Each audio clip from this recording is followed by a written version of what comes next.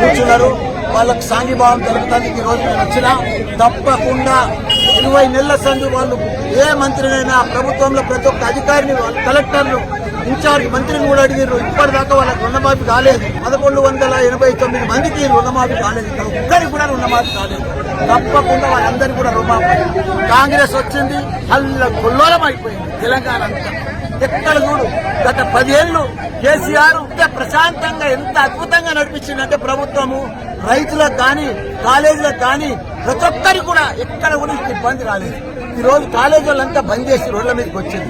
Fee reimbursement 8,000 కోట్లు ఒక్క రూపాయి ఇస్తలేరు గవర్నమెంట్ వచ్చేసింది. కాలేజీలు బంద్ చేస్తే ఎవరికి నష్టం?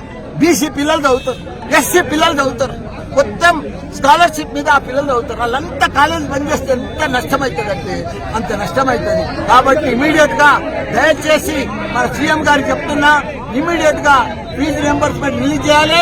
మా గట్కేశ్వర రైతులకు రుణమాఫీ చేయాలి. ఈ రోజే తప్పకుండా సీఎం ను అపాయింట్మెంట్ కోరుతా. మా రైతులను సీఎం తల్లి తీసుకొని